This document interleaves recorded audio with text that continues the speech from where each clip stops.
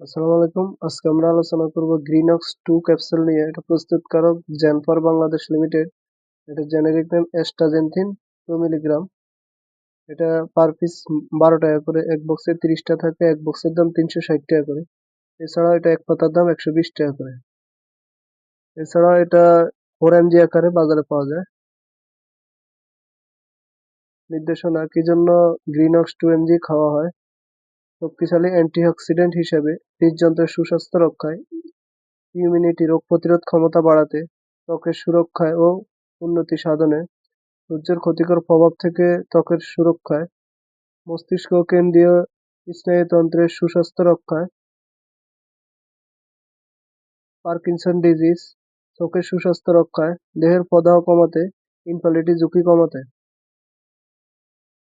Pharmacology: অ্যাস্টাজেন্থিন প্রধানত দুই ভাগে অ্যান্টিঅক্সিডেন্ট এর ভূমিকা পালন করে।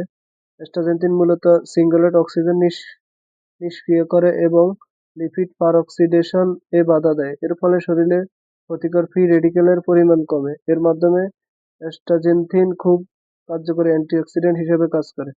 অ্যাস্টাজেন্থিন প্যাসিভ ডিফিউরেশনের মাধ্যমে ফ্যাটি অ্যাসিডের সাথে ইন্টেস্টিনাল এপিথেলিয়াম দিয়ে শোষিত হয়, এরপর লিপোপ্রোটিনের মধ্যে শোষিত হয়, লসিকা এবং রক্ত সংবহনের সাথে সাথে লিভারে পৌঁছায় এবং সেখান থেকে পুনরায় আংশিক লিপোপ্রোটিনের সাথে ক্ষরিত হয়। 70% এর অধিক অ্যাস্টাজেন্থিন রক্তরসের মধ্যে থাকা হাই ডেনসিটি লিপোপ্রোটিন সংরক্ষিত থাকে। অ্যাস্টাজেন্থিন ঘনত্ব সবচেয়ে বেশি ক্ষুদ্রান্তরে ক্রমান্বয়ে তুলনামূলক কম ঘনত্বে অবস্থান করে ত্বকের নিচের চর্বিস্তরে, পেটের উপরিভাগের চর্বিস্তরে, যকৃতে, হৃৎপিণ্ডে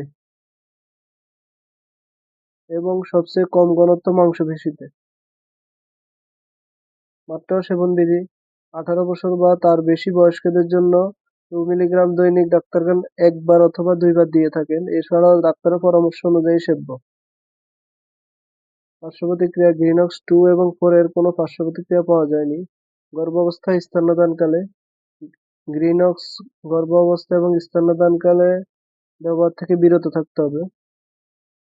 সতর্কতা: অ্যাস্টাজেন্থিনের প্রতি যাদের অতি সংবেদনশীলতা আছে তাদের ক্ষেত্রে অ্যাস্টাজেন্থিন প্রতিনির্দেশিত। Therapeutical class: supplement and adjuvant therapy. সংরক্ষণ: আলো থেকে দূরে, ঠান্ডা শুষ্ক স্থানে রাখুন, শিশুদের নাগালের বাইরে রাখুন।